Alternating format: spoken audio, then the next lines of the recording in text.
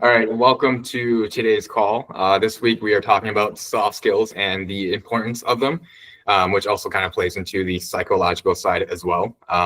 Many people think coaching in a whole is just handling handing a program over to an athlete, but it's actually multifaceted, and oftentimes has more to do with the soft skills than it does the hard skills. But I think it's important to kind of define that first. So hard skills are the technical, teachable abilities or knowledge that one has or things that you can measure. And then soft skills are the personal and interpersonal emotional abilities that determine how you effectively interact with others and navigate solutions. So I wanted to start by opening up this to like a conversation where everyone stands on this.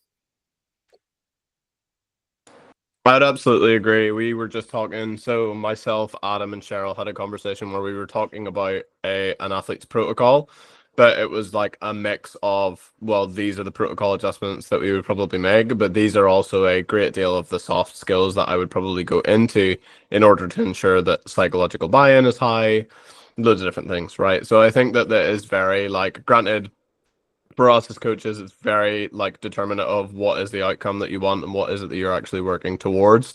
And a lot of that will come down to protocol. But a huge part of that as well is also on the athlete end of being like, okay, does this athlete understand why we're doing what we're doing? Have they asked, like, what questions have they asked? Maybe what questions have they not asked that you feel it's useful for them to know? Just so that you can get them like straight away right onto the right pace as far as expectations go and everything like that. I'd like to expand on that, just about the athlete actually understanding being the really, really important, like one of the really, really important aspects of soft skills is just making sure that you are explaining it to them in a way that they understand, because otherwise they're not going to be able to apply those hard skills that you've put into place if you haven't actually explained it in a way that they can understand. Which obviously comes into having that rapport with them so you actually know how they understand or take on feedback, which is a huge thing, obviously, that comes from the beginning of working with someone. But just being able to give feedback in loads of different ways is such an important skill to have as a coach, and being able to explain it in loads and loads of different ways is super, super important, because otherwise they're just not going to be able to apply those fundamental hard skills that you've put into place. I think I just wanted to add off the back of that as well. We can look at something like lifter buy-in as well. So essentially, like if you have the soft skills to be able to communicate with your clients, it's going to enhance their communication with you as well. It's going to enhance their trust and therefore their motivation, and we will probably therefore see an improvement in performance off the back of that. So soft skills directly links into the lifters buy-in. I think there has been research into this as well, actually, sort of, how much people trust or like their coaches is directly linked to their performance. Yeah, I think, Cheryl, you just hit the nail on the head there. And it's about trusting the coach that you've hired. I think a lot of the time when athletes look at coaches, they always look at it from the objective point of view, i.e., what have they done for X athlete to get them to a point? However, the buy-in is when you're having this conversation with them, do they actually sit with you on an emotional level?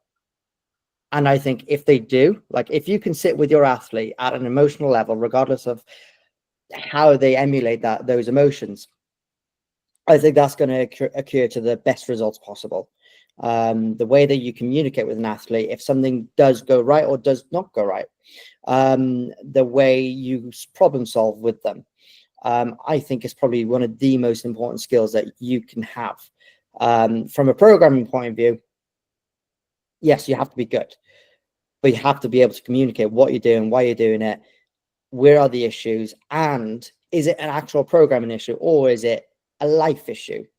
If it's a life issue and you don't have the communication skills or the emotional skills to link with them, you're only doing half a job. Yeah, and to piggyback off that, there's this saying, I don't quite remember where I heard it from, but I wholeheartedly believe in it. But like, no one cares how much you know until they know how much you care. Essentially, like, meaning you can be the smartest person, but you need to be able to see the person in front of you, not just the athlete or another human, but the actual person and the things they go through in their daily lives and with the externals and variables that they have to deal with.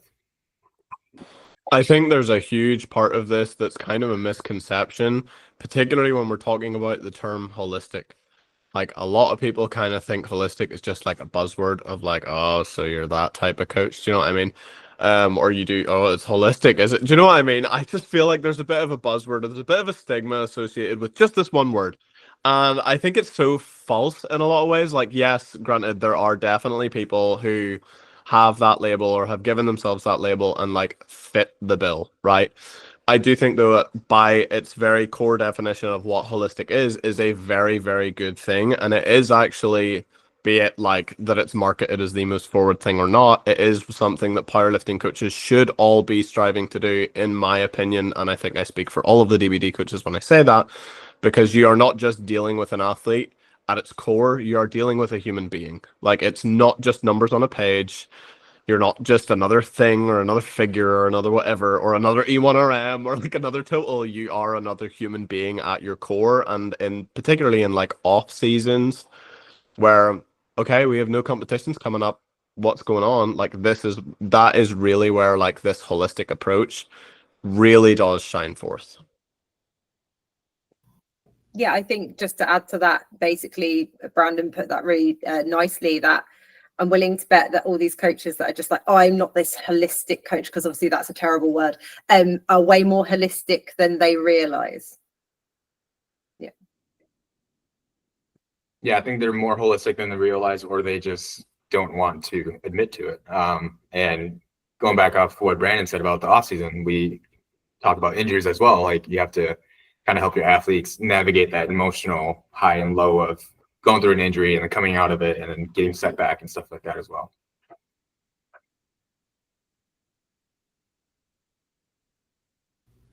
Sorry, I muted myself. So in the podcast that we listened to, they mentioned that like when an athlete doesn't do things that are asked of them, it typically like erodes the relationship that a coach has with that athlete. I just wanted to see if we agreed or disagreed with that statement and why. I actually think if done potentially early enough in the relationship, it might not erode it. It could basically build it, but it's just how you deal with it as a coach. That's the important thing here, that's going to essentially affect how your whole relationship and how all of their results are going to go and how their training is going to be and how you're sort of molding them as an athlete. It's how you deal with it that's going to be what basically is the result of that. I don't think it necessarily erodes it, but it might erode it if you deal with it wrong. I think they said something about like if a parent said something, or like if you're just saying like no to a child constantly, no, but if you're not explaining like why no, why would you not touch that hot kettle, that's why. And I almost feel like you need to have athletes make mistakes in the very early days, because then you can sort of justify and explain why you wouldn't do that, because that's where the trust is built, right? When you're explaining the reasons why. I think there's 2 points or 2 points of view for this. Is it being done intentionally or unintentionally? No. 9 times out of 10, it's not intentional. I think it's the intentional side that would really bug the coach. Whether it's done in malice or not, it's that intention. But 9 times out of 10, it's unintentional. And that's the route which we can understand as a coach, and we can be malleable over a period of time, express, as Alice said, why do we do what we do? This is a mistake. Cool. We learn from it. So I think there's 2 dependencies there. And obviously one's very minor, but the other is very infrequent. But when carried out, it does bug me as a coach. I think there's also two approaches, like Alice has kind of touched on this too, of like as far as the time scale of like when this type of thing happens, right? So if you're starting as you mean to continue and you want to hold that high standard for like the entire duration of their athletic career, then 100% like coming in with this is the expectation of you like, and saying, be it that that is now or be it that your expectations will increase over time, like making that crystal clear to an athlete is something that people typically respond very well to. Like, it feels nice to be treated seriously and it feels nice to be held to high standards, because it has an implication of, I believe in your potential to grow and succeed, and therefore I will hold you to this standard. I think it can be damaging or like erode the relationship if we kind of come into it really like blasé and very like, oh, it's okay, like everything's, just like very kind of whatever goes, right? Anything goes. And then if you're like, oh no, well, actually, you're not doing this, you're not doing that, and then coming at them with that blame of like, well, the expectation was never set in the first place. So really, who is at fault there, right? Yeah, I agree with that. You're setting that expectation, but in the most simplest way. You're setting that expectation in the nicest way possible.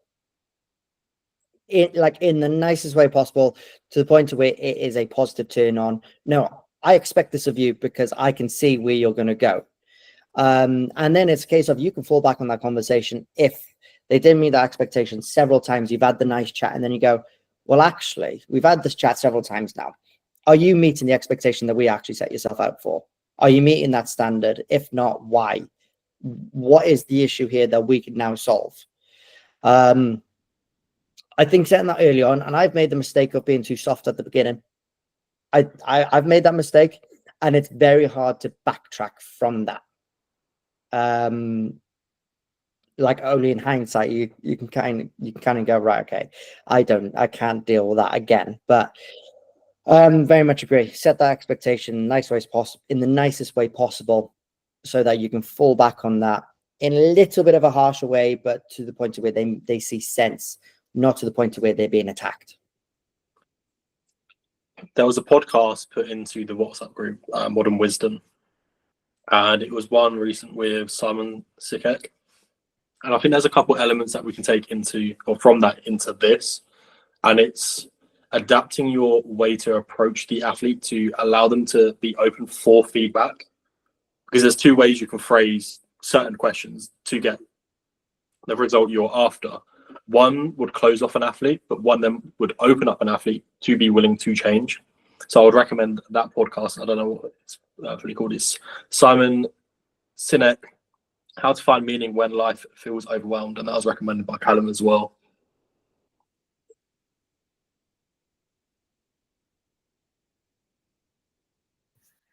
I was going to just add to that as well. The conversation that I just had with Brandon and Adam, I think kind of touched on this. Like, it started as a programming call, but it kind of veered in the direction of like, maybe there was a conversation to be had before things changed.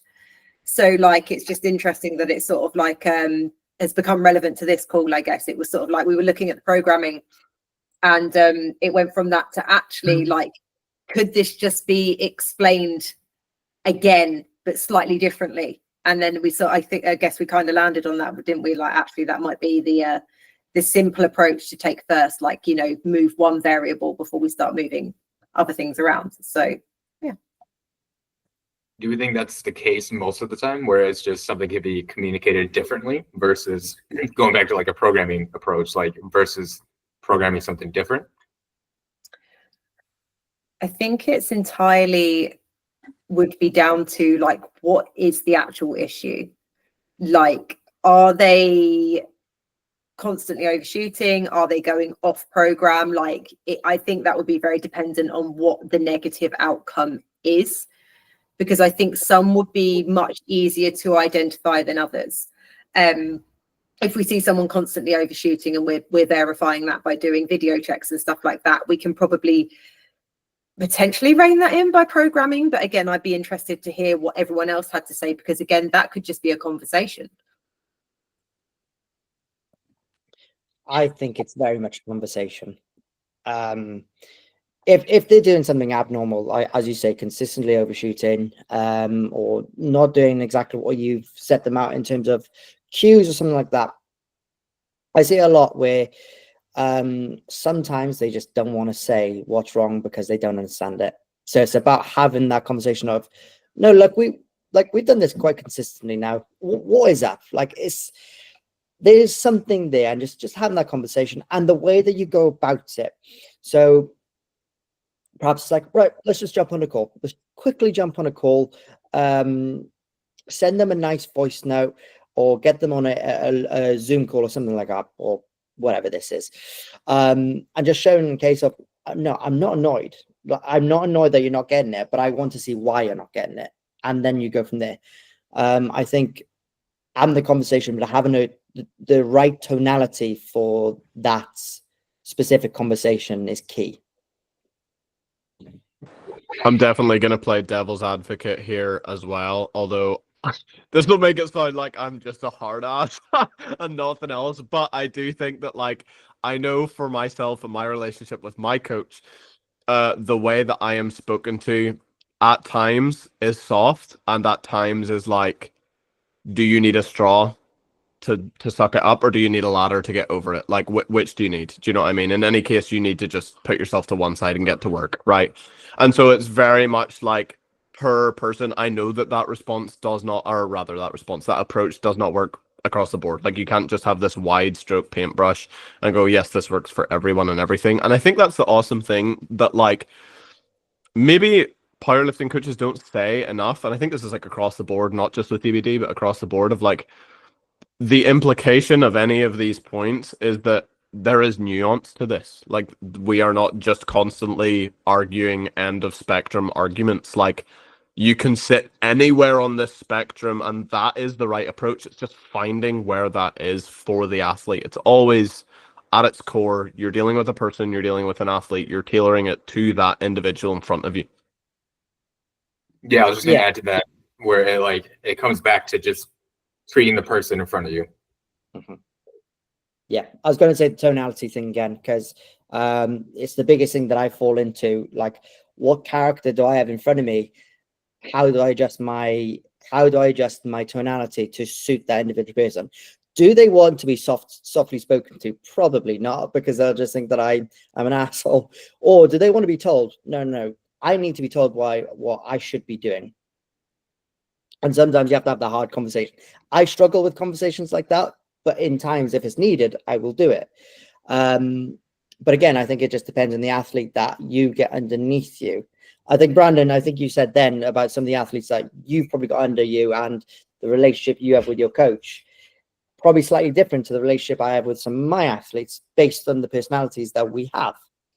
So it's very interesting to see, and it would be good to see what other coaches are like, in terms of like, what are their portfolio of athletes, like how do they adjust to tonalities, and how does that differ between each coach? It'd be very interesting to see the differences and what we could learn from each other as well.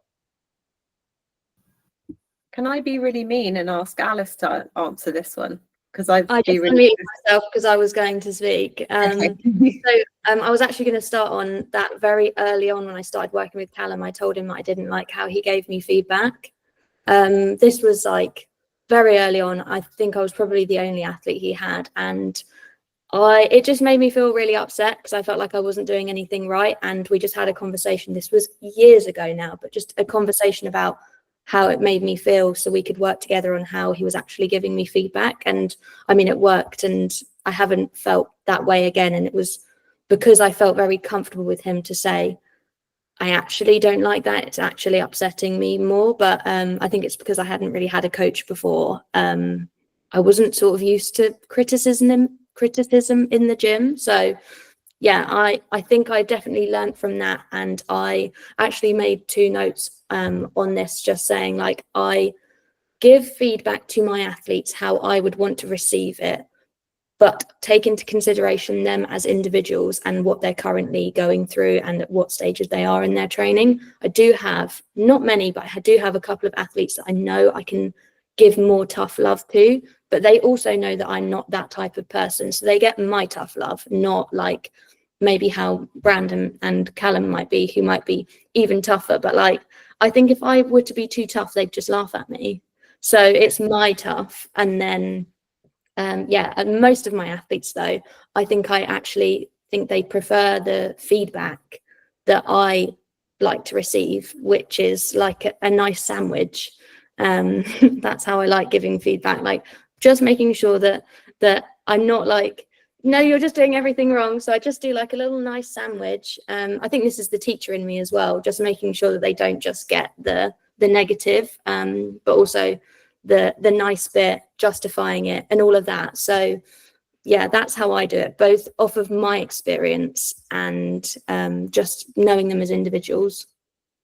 I think it's also important to note that us coaches are always growing, so we are going to get it wrong. And with athlete relationships, like, it's not going to be 100% straight from the get-go. I always preface this to my athlete. It takes me time to learn you as a character, to learn what you respond to and adapt to that. Obviously, we have our biases, we have our approaches, but to be malleable to the athlete. And sometimes it's not always going to work out, but again, it's the base principle of just providing the best sort of experience to the athlete, but that takes time to build up over. It could be 12 weeks, it could be longer. Some athletes are closed off, but again, I emphasize that it takes time to build that rapport with an athlete to get the best out of them.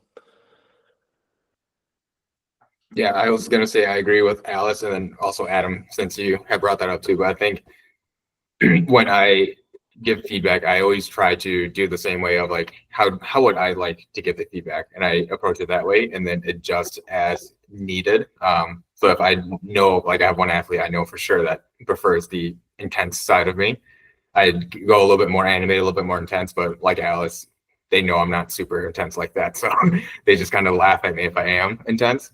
I am curious as to what Brandon's tough love is, though. Hang on.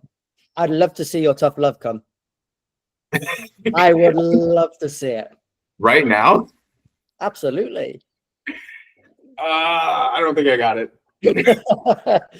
Maybe next time. It'll demonetize it. Side note, I swear I'm not an asshole. I've actually been thinking about this a little bit too, how like I wonder, and you know, you kind of hire a coach based off of who they are, right? Like there are coaches who have fantastically diverse toolboxes. There are coaches who are like really bought in on one system because they're like, this works for so many people, so we're going to do this, right? And a lot of the time it's like the social proof of what that coach has been able to do for other people. But granted, like if you just don't like or respect your coach, it's not going to go well. Do you know what I mean? It doesn't really matter what way you cut it, it's not going to go well. And so there's always that like interpersonal relationship of like you have to have some level of rapport. And so I find that that's probably quite accurate as to Callum and I getting bunched into the same like category as far as how we would give feedback to people, because I know that I have the utmost respect for Callum, and in that way we have a rapport, right? And he's able to give me that feedback because I know that I like that style of coaching. Were it to be, and it's just interesting thinking about that and like how that then extends to how we speak to other people past just our athletes. Like how do we speak to people at meets when we're handling people like online and content? Like what is the voice that's being portrayed and what character is being portrayed at that time? There's like, you could go on a huge tangent with that. Yeah, I was just about to say the social media side of things as well. When we're picking up clients, for example, from the content that we post, I think all of us now are starting to post more about who we are, given our voice, given our, like for me, it's my jokey side. It's my, I'm not serious at times, where in other times I am, and then in other circumstances as well for other people. And then it's interesting to see what people we get off the back of that. Adam, with you, like with your content, do you get people within the same social bracket as yourself in terms of interpersonal skills or how you speak, or based off of what you post on social media? So this is one of my biggest challenges, is expressing myself on social media. So I'm very straight to the point. So I sort of have the approach on social media to be as concise as possible. For myself, I like watching stuff that is 15 seconds long, straight to the point. This is the value. This is this is the problem. This is the fix. So I've kind of gone down that route, but the negative of that is I don't get to show my personality. So that's something I'm working on as we speak. I'm sort of developing videos to let out that side. So the athletes I do get, they do mimic what I sort of post on social media. Like we're straight to the point. We know what the objective is. So that's the kind of aspect I go on. And I'll be interested to hear all of yours as well. I think my athletes are all kind of across the board, where, because I don't know why it's like that. I just feel like a lot of my athletes are across the board, where it's people that are straight to the point and those that kind of not necessarily need more nurturing, but like you could be a little bit softer with, if that makes sense. I was just going to touch on, like, me and Ryan had a call before this as well. We were talking about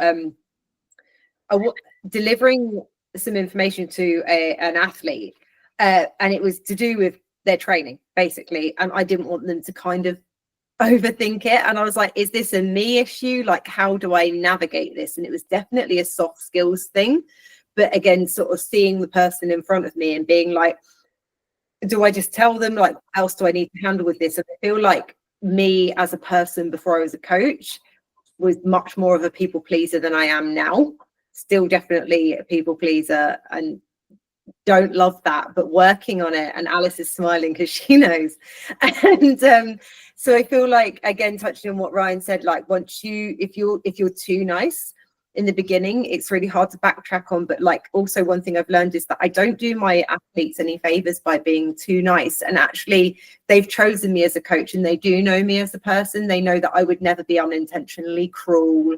I would never say anything because I was angry. Like, the way that I have tried to progress my coaching style to be a little bit tougher is that I have literally explained to them and just saying, look, your best interests are in mind here. So if I'm going to start cracking down on you much, much more.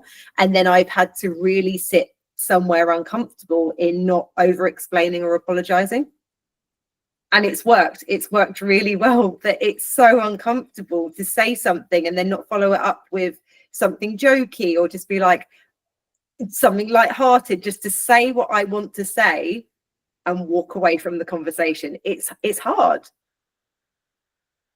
Yeah, I agree. I think it's very hard. I do something similar where I actually have to like state it where in a voice. I'm like, this is from a professional side, your coach, this is from the coach side. And then I explain the whole thing, and it's super uncomfortable. I think you touched on a good idea there. There's two methods of communication. If it's a text, it's less serious. But if you're getting a voice note, it's escalated a little bit. so if you're getting a voice note, you can be a little bit more personable, and the likelihood the athletes take it the wrong way is less. So, or even heck, if you get a call off a coach and it really brings down like the second guessing game, like, what does this coach mean? Does he mean this? Or the human mind likes to really escalate things, and voice note or a call straight away massively helps reduce that. I think, yeah, just revisiting, like, we are dealing with individuals here, and that some people will just assume worst intentions, and you cannot read a tone through a text. And that's the problem. If we're just talking about like the different types of people that we work with, some of these people, especially neurodivergent people, they don't pick up on the tone as well. Or, you know, sometimes if you're being like, that may not come across, and I'm not using them specifically, but I'm just saying as an example, if we're looking at different people that we work with, the way that their brain works is so important in selecting the method of communication with them.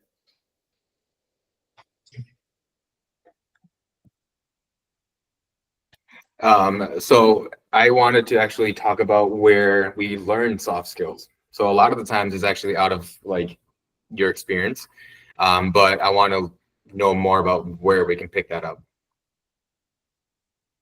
I think it comes down to just doing the thing. The more interactions you have, the more malleable you can be as a coach, the more you will learn, the more signals you pick up from each athlete. So I think it just comes down to just doing the thing and learning along that process. I don't think it should be overly complex. I agree wholeheartedly. I was also going to take a But very different approach. No, there's no but. I agree fully. And yes, and I also was going to take a really different approach in saying that most of where I learned soft skills, granted it was doing the thing, but it was not doing the thing within a powerlifting framework. The majority of where I learned soft skills was doing music theater for 10 years.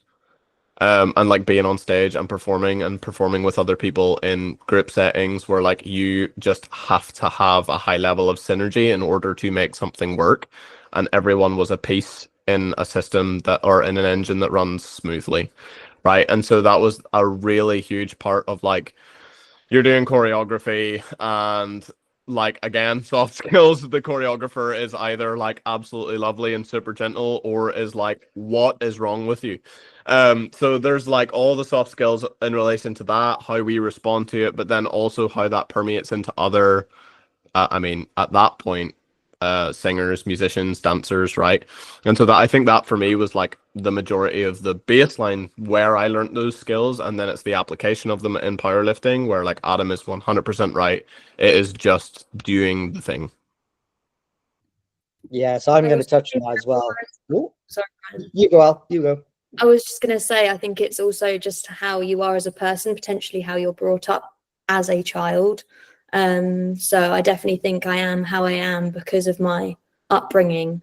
But like Brandon said, lots of my other soft skills came from my teacher training. And I don't speak to my athletes like they're 4 to 11-year-olds, but I was trained to teach 4 to 11-year-olds lots of different complex to them subjects, but be able to teach it in many different ways because I had a class of 30. Some of them had special needs.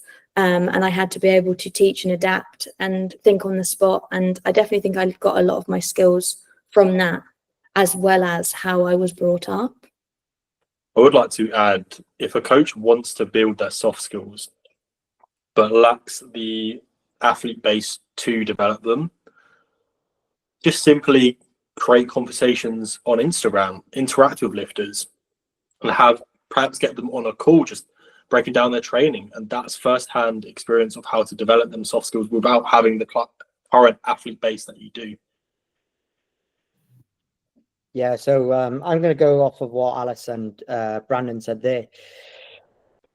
So I come from a martial arts background, done it since I was 6 years old. So I was coaching it when I was 11, right up until I was 19, and then obviously moved into powerlifting. So within that area, coaching young kids, people my age, masters ages, right up until 70s. So just developing that interpersonal skills. And I think important as well is in-person skills.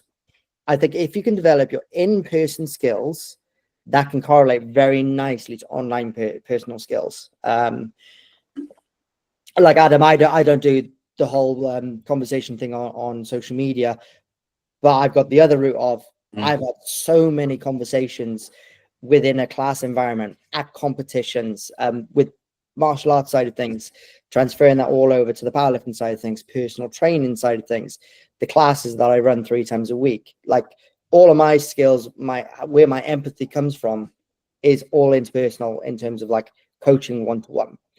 If I say this, how does this person respond? If I don't say this, how are they going to respond to that? How are they responding to different scenarios? How should I respond in this particular scenario? Because they throw everything at you. Like one-to-one people, they will throw everything at you. And you have to be ready for that. You have to make sure that you're very sensitive with what you say. You have to make sure that you're not over critical with particular topics. Cheryl, you probably had the same thing with your one-to-ones. I'm not too sure who else does one-to-ones here. Alice as well, you know the exact same thing, but it's a case of like, that's the biggest development for me anyway, is how can you deal with a person that's in front of you? And it's so much easier to do it when you're online, in my opinion. Can I just, before we move on, say that like I want to echo exactly what Alice said, because that was my point, in that I kind of want to disagree that you don't just learn to do the thing, because some of us were brought up a certain way, or we are the type of people who have soft skills. And I think me and Alice may be quite similar in that respect. But I've also met people that just don't have the soft skills. And if you told them to just go do it, they wouldn't know what to do. Like, they would have a much harder time incorporating soft skills, but probably understanding why they're important as well. Like, I've met several coaches who do not have the soft skills. And these are grown adults that have been coaching for years, but they just don't possess those qualities. And I think for them, it would actually be uncomfortable trying to just do those things. And I think that's, again, going back to the type of people they are. And it may be like a nature nurture sort of thing. But I don't know, like, how would you expect someone like that to learn soft skills if they're not receptive to just going and doing the thing? Do you know what I mean? I have to some degree personal experience with that, where like my soft skills were pretty poor at one point, and I read a book, where is it? Oh, Principle Centered Leadership by Stephen R. Covey. Goated book. Anything by Stephen Covey is fantastic, but particularly 7 Habits of Highly Effective People and this Principle Centered Leadership, and literally the whole thing is soft skills. The entire book. Like, we think that leadership looks this one way of like, you do these things and this is the system and this is the thing that you have to build, and it's like, in order to be a leader you have to become someone, and to become someone implies that you have a relationship with other people, and that is how you are perceived, and that is the reality of who you are.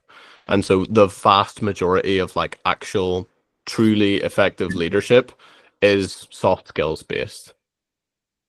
Would you say that means that kind of puts the duty of care, because I think it does, on the person, that if you don't have soft skills and you find it hard, you should find a way to develop your soft skills, whether that be, like Adam said, talking to people, or you're saying literally just pick up a book and read?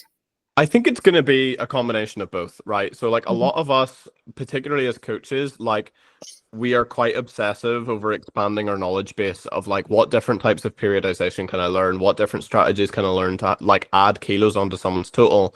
And you'll read and read and read and read and read, but you won't be able to actually like effectively have evidence for that until you've been able to apply it. And so I think like the again, we're not end of spectrum arguments of like, you have to read, but you have to talk. Do you know what I mean? You can learn all these things and you can be the most like educated person on human behavior, but if you never speak to anyone, no one cares. Do you know what I mean? Yeah, I wanted to echo off that, where I was just going to say, I think soft skills are more important, not because you're treating another person, but it's more difficult to learn if you didn't grow up that way. Like Alice said, like if you didn't grow up with soft skills or being taught that way, it's harder to learn that way because you're nurtured that way. And then going back to what Ryan was talking about, like a lot of my soft skills have been taught through in-person training and talking to a person right in front of me. And that has tremendously helped me transferring over into the online presence, where it's just much easier now. But outside of like personal experience, I think one course that really helped, and I took it in my undergraduate degree, was sociology, where you learn the social aspect and how society impacts an individual. And I think that it wasn't a game changer by any means, but it definitely shaped the way I viewed certain individuals in the health and fitness space, and just like how they view it, and how, you hear the term like most people can't afford it, and you get to learn why they can't afford it or why they view it that way. And I know we always try to switch it to like view it as an investment and not a cost, and you get to learn as to why they think it's a cost versus an investment. And I think that has been huge in just how I interact with people now.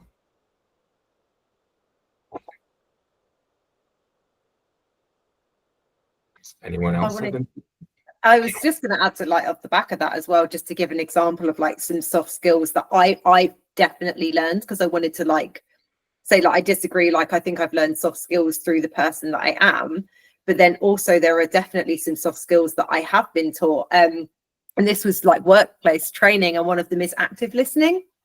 Anyone's familiar with active listening? And the best way, is anyone not familiar with active listening or what it is? So basically, in essence, it's most people are just waiting to talk. They're not listening, they're just waiting to speak. And I feel like that's a really important thing, to not jump the gun within coaching, if that makes sense. Like, you know, the athlete starts talking and we want to deliver that solution immediately, when actually we need to sort of like hear them out, because there may be more information, but also they are people and they do want to talk as well.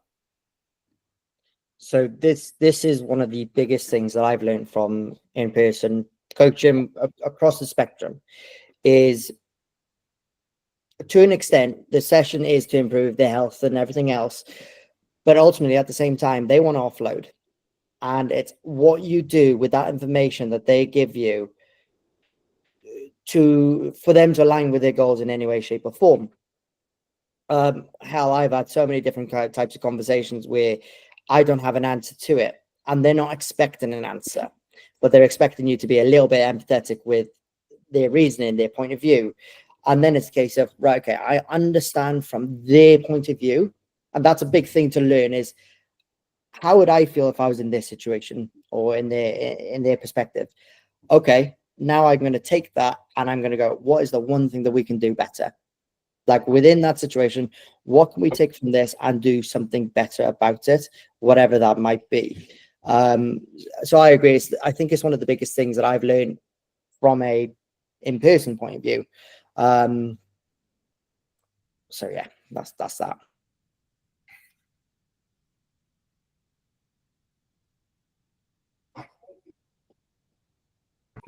Oh, sure. I thought you were going. My bad. So I mentioned about like our gaps in soft skills. I'm curious as to if we had the time to kind of reflect on it and see where our gaps are.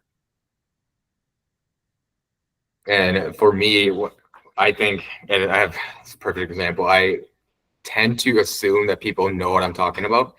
And I onboarded this athlete, and he's still with me and love him, but I assumed he knew how the program was going to be followed. And we're a block in, and he's not making any progress whatsoever. And I'm like, what is going on? And I had talked to him, and he was like, oh, I was doing my working sets before my single. And so he would get to a single, and he'd be extremely fatigued, and everything was just trending down. Like, this is not good.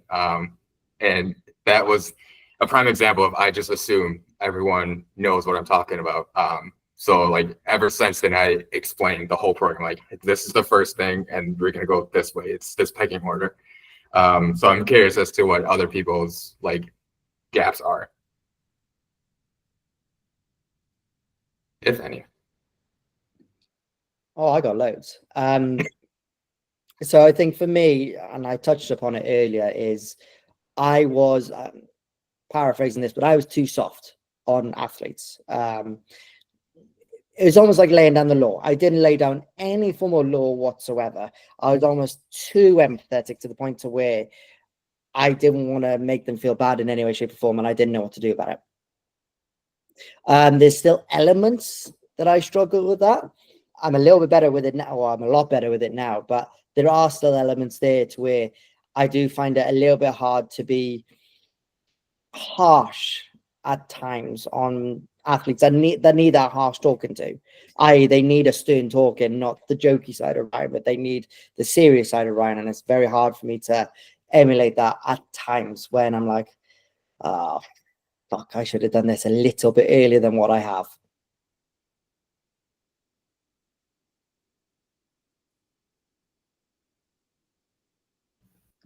God. Okay. I wanted to Oh, say, sorry, Alice. It took me forever to unmute my microphone. You go.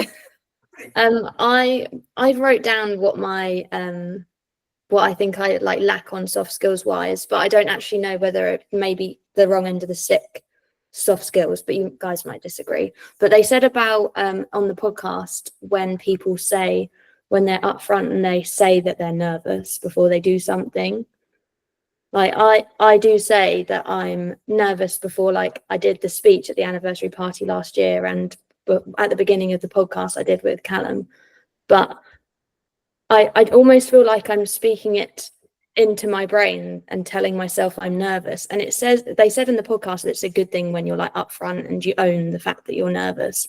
But I kind of don't want to do that. I want to just feel confident and not have to be like, guys, I'm really, really nervous, I don't want to do this. But I don't know if that's something that it's a confidence thing rather than a soft skills thing.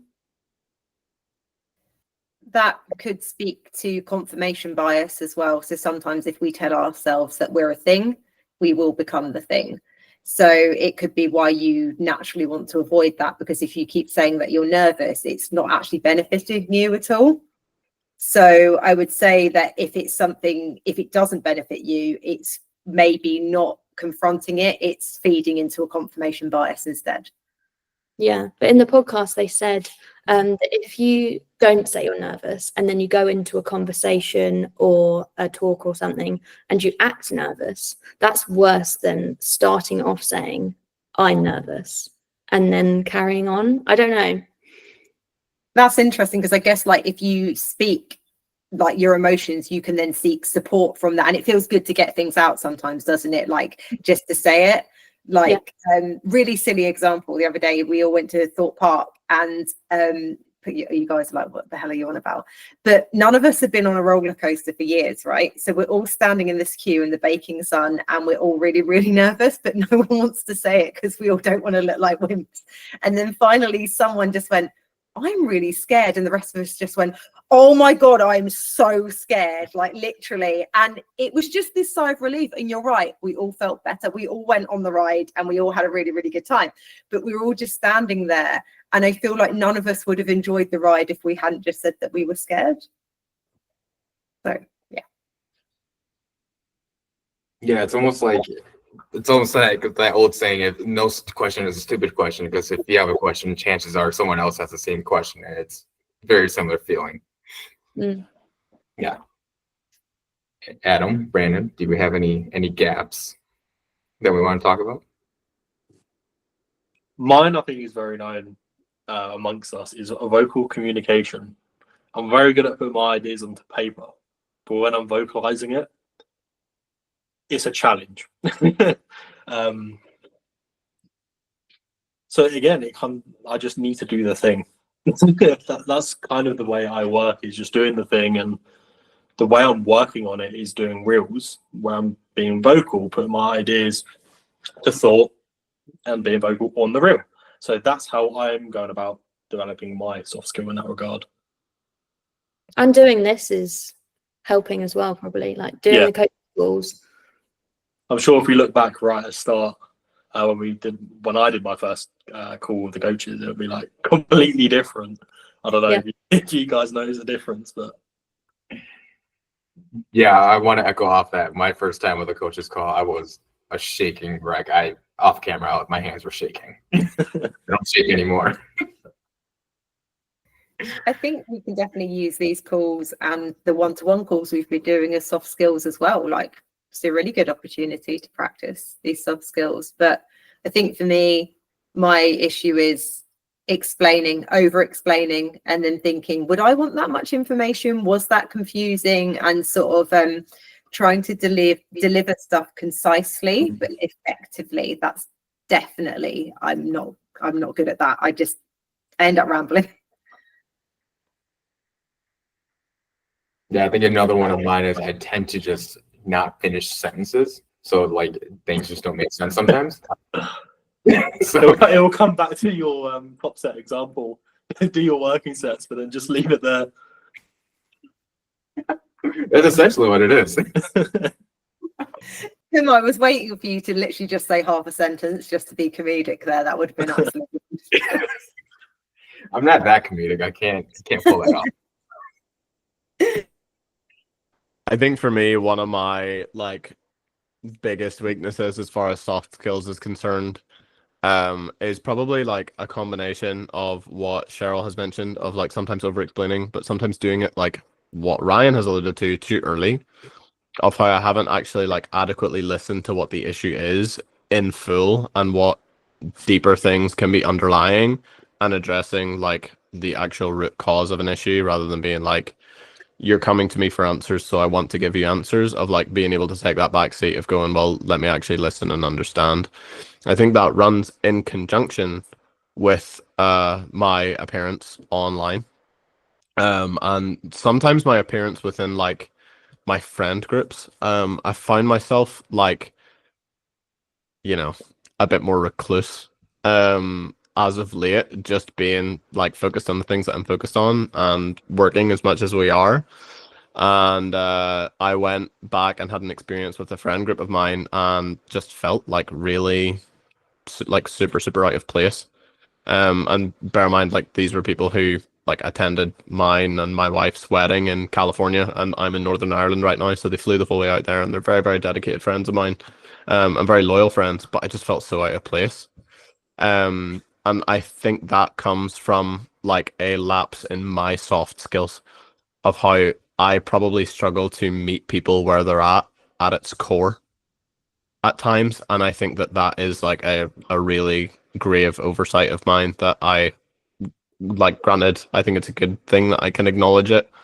I do think I get lost sometimes on like, what do I do with this now? Do you know what I mean? Because I think we all kind of fight this battle of like, there's varying degrees of like how good you are at soft skills, and that is certainly one thing. But then we're also coming back to this point that we made really early on of like, people hire you based off of who you are, you know, and people hire you based off of the fact that they like who you are, and your friends are what are your friends because they like who you are. Do you know what I mean? And so it's kind of like, you can always improve in soft skills, but don't fundamentally change who you are. But maybe tailor that a bit more to some people, and like then there's a whole Pandora's box of like, do you really want to do that? Are you just being a people pleaser and being different for everyone, or are you being no respecter of persons? There's a big Pandora's box that I like open up the moment I go to this of like, I'm very aware that this is what it is. Like this is what my lapse in soft skills is, and I'm also like, but how much do I want to like fundamentally change who I am depending on anyone that I speak to? Right? I struggle with that. Where do you all sit with that? Of like, you tailor your communications to someone, but you tailor your character or your behavior for a person?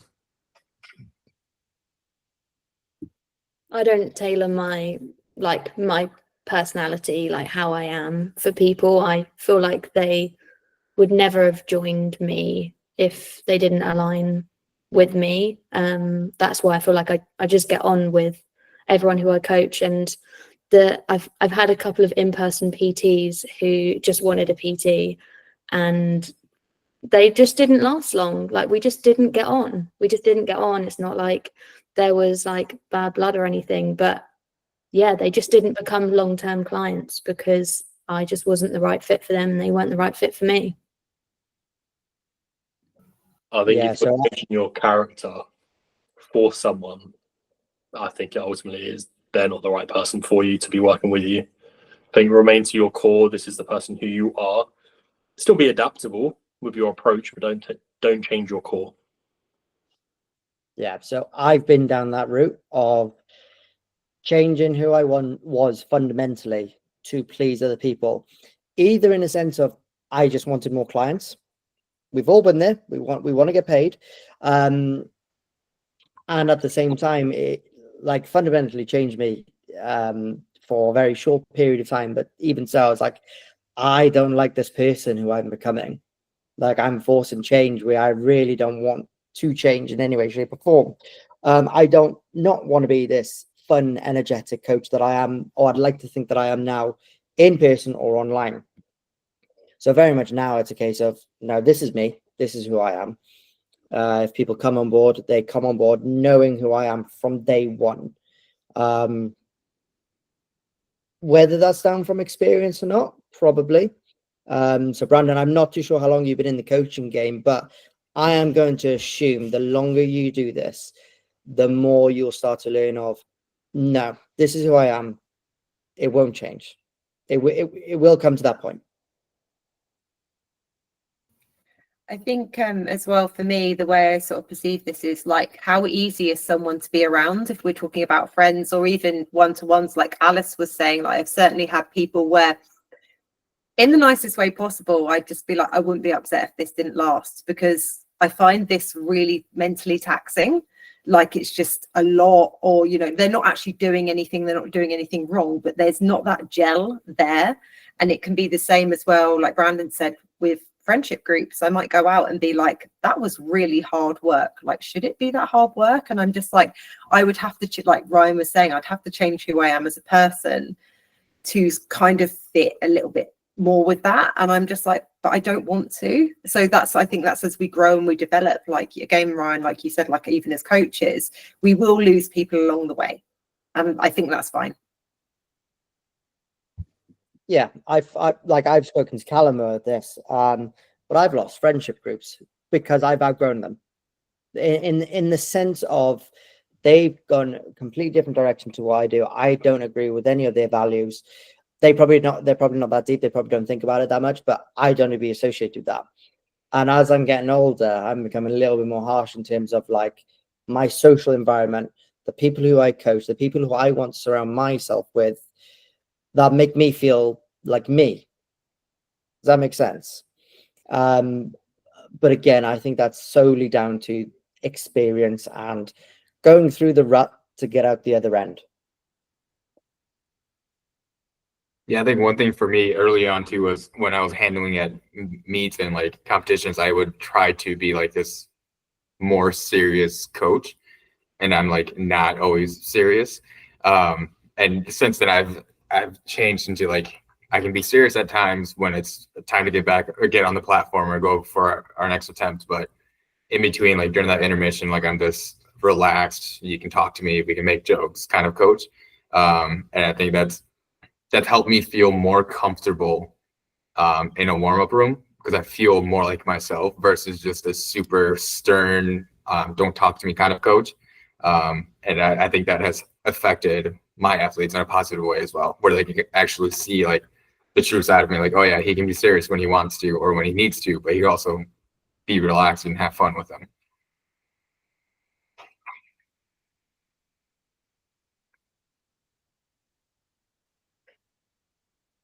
Okay. I think that is all. Thank you for listening. Like, subscribe, comment, share.